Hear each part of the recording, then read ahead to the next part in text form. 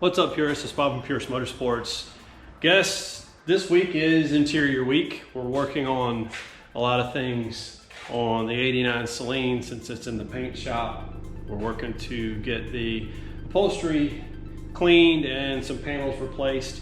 And we were working on the Bleakley car, trying to get it in better shape. It's your typical Fox with a lot of, it's not been well cared for, let's just put it that way. The interior is in really rough shape. There are cigarette burns on the console that I will show you. You can see where it's melted right there. It has, at some point, you look there, the gauge pillar, best we could tell, there's two gauges that were there because there are two lines coming into the car. So there's a fuel pressure gauge. A boost gauge was likely over there, which we actually have a boost gauge for it. We've sourced a old Paxton boost gauge, which is what the kit would have come with when the car was built. Sorry, but that's what I have right there. Pretty rare find, brand new NOS. Yes, that stuff can still be bought. So I've got to get that also, thanks to a new friend of mine. Say that, hopefully you can see me, a new friend of mine. I actually have the correct dual pod pillar gauge. And well, let's look at this. I want to show you, if you look at the grain on those right there, hold on, let's do this. If you look at the grain on them right there, you can see that it's the same. So what I have is likely what was put in this car. And I'm a stickler for that kind of stuff, to the point of probably driving other people insane. And luckily I have befriended Matt over at NPD, and he sees things the way I do. I'm very particular about the way the grain looks, the way some of the stuff is put back in the car, because I want it to look like what it was delivered as from Ford or from Celine. And this car is an absolute basket case. The A-pillar trim has holes in it, and if I didn't put the gauges back on, what do? Well, I think most people are going to turn to eBay and try to find something used, or go to a junkyard. I spent a lot of time in junkyards for probably 12 to 15 years finding parts.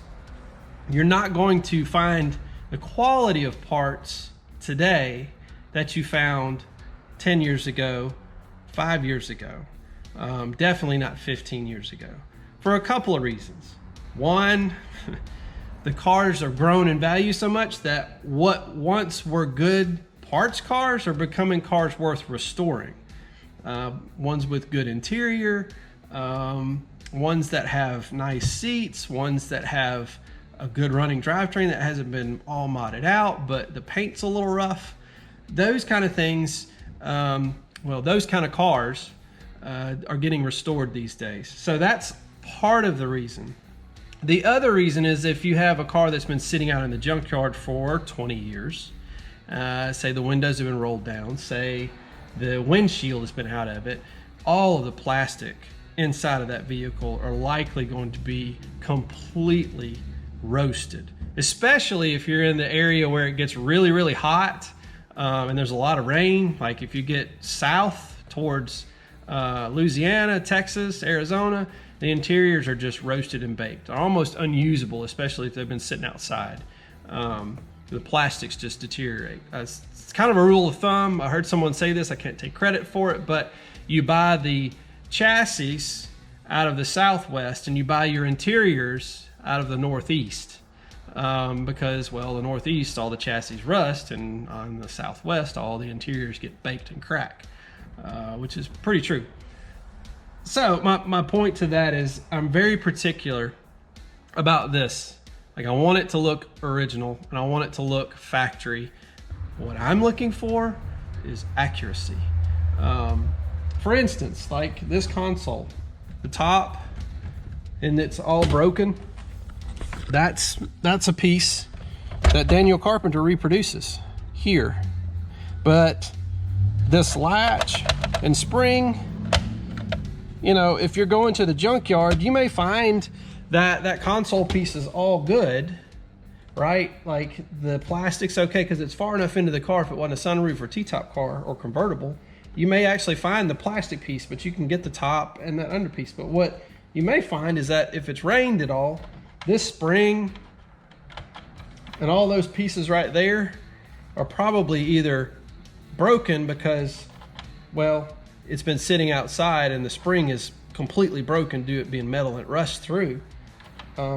Or it's rusted to the point where it has really lost its spring ability. I don't know how to say that, but it doesn't have the pressure, it's a good way of saying it, that it used to have before. So those kind of pieces, you're having to go dig and find another good console, take it apart, pull the spring out. Well, you know, NPD has come up with a line of products, and at this point, I'm just covering the interior pieces. They're doing way more than just this stuff here, but there are tons of specific products that they're putting out you can't get anywhere else. There are NPD exclusive parts.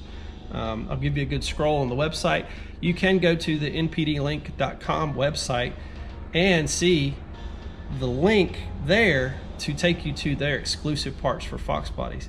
I really like what NPD has done. They've been in business a long time, much longer than any of the other Foxbody reproduction companies. They are into correct and accurate pieces with other models, Chevelles, Firebirds, Camaros, those kind of things. To me, that's very important. I, in talking with Matt, truly believe that they are paying so much attention to accuracy, and I want to show you that right now. I've got several parts that they have made that we need to take a look at, and they solve a lot of these problems like this, heck, even the glove box. So let's take a look. Okay, what you're looking at here is all of the small interior parts that NPD is reproducing. This is just the little pieces. There are, well, we'll get into that, but here's the glove box covers and A-pillars. And those parts over there, stay tuned for another video. That's another special grouping of parts that you can't buy anywhere else. So stay tuned for that. When we get the 89 back from paint, we'll talk about those. But the thing here, this is a whole kit for the 87 and 93 glove box. Like I mentioned, the spring, that rusts. Well, NPD has gone through the trouble of making the spring. And I will tell you, I have actually fought that. The black console that I bought for almost $4, that's underneath that red cover right there, this spring was rusted, and I actually had to rob one from another console to make that console work with this button like it's supposed to. So you have these pieces that are made specifically by NPD, and then the Daniel Carpenter piece, which is a really good quality Ford OE tooling top piece with the little bumpers. So this is a great kit, which I will be using in that car right there before it gets to the Saline Nationals next week. The other thing they're making are these covers for the seat mounts. This is for manual seats. This is for the electric power seats. That right there, these you couldn't find unless you found them in the junkyard. And that's actually kind of rare because the 93 Cobra was probably the most prevalent to have a power seat. But there are 93s that, you know, you will need these pieces here. And then these are accurate too, mold and everything. I mean, that's a good piece right there. That finishes off the look of the car. I know it's something that kind of hides underneath, but man, when you cover up the bolts and stuff, it just really finishes it off. Here are your seat belt covers. They've got the right grain and also the right latching. So you're looking at pieces here that, truthfully, when you get into those interior pieces, and it's a lot like the console pieces that we've got over here and the A-pillar trim, these pieces will likely need to be dyed to match what you're doing. You can put them in just like this, but they will definitely need to be dyed to match exactly. Because of this, over time, the interior does fade. It gets sunburnt, or the weather, just the cold and hot, make it change color. And so if you're buying one, I would suggest buying two so that both sides match. But to get this to match the gray on the interior or the black, depending on what year car you've got, you'll need to go with the SEM dye colors. And NPD has all that information on their website to help you out, to figure out what you got, what you need. There's a lot of detailed information on that website, more than what I find on other websites. So you've got those for seat belt covers. You've got this for the electric mounts, manual seats, the console, 87 to 93 top. You also have these pieces here, which are 86 and older console. This spring, I actually have had this issue. I had an 85 GT I drove for almost a decade. I wish I still had that car, but that spring was broken in mine, and the console top would come up so easy. It would actually fly up in reverse going down. When I backed down my driveway, if I didn't have my hand on it, it would actually pop up. But these pieces here, NPD exclusive on stuff like this. So this is a Daniel Carpenter piece, I believe. So yeah, so you're looking at that piece, but to complete the kit. And they also include, if you want to, any of the fasteners and screws. You know, these are for the interior. They have the screws for the top. So on the website, it has all of that. This is key components to these cars to make them look complete. These two are actually the handles for the seats in the hatchback. I can't tell you how many of those I've actually seen chipped and broken because if they get stuck, people pull on them and they pull too hard and it either breaks completely off or it snaps. So those are, I mean, identical to what Ford made. So these are the adjustment knobs for your seats. These are for your 83 to 93 seats. I mean, look at that. It's really nice. And then your glove box is here. That's smoke gray and that's black. If there's any other color, you'll end up needing to dye it. These are the two colors they offer. They also have the hinges to mount that, and it comes with screws if you want to get a complete kit. The other thing that's exclusive is the A-pillar. The grain is right, and these are actually tooled after the last iteration of them in 92. You notice on this end, if you have one, there's likely a little tab, if I can get the camera to focus, a little tab. Typically, the tab is right here, but the last iteration of it, Ford deleted that. And truthfully, every car I've ever been in the junkyard or have worked on to remove the interior, that was broken.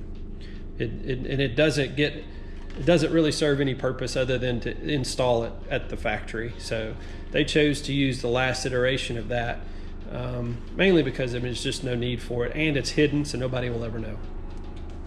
But it also has the felt strip to keep that speaker grill from squeaking. And the grain is just right. I mean, it's just right. Look at that. I mean, it's perfect. And if you need to make it match your interior, all you got to do is get the right SCM interior die that NPD has on their website. Highly recommend taking a look at the website and going to the link. It's in the description below. These parts are exclusive. There are many more on the website than what I've just showed you. And main reason I did just these is because I'm working on the interior of this car, and I'm actually putting some of these parts in this car so that it's presentable at Nationals, the Saline Nationals. So getting it ready for the Saline Nationals.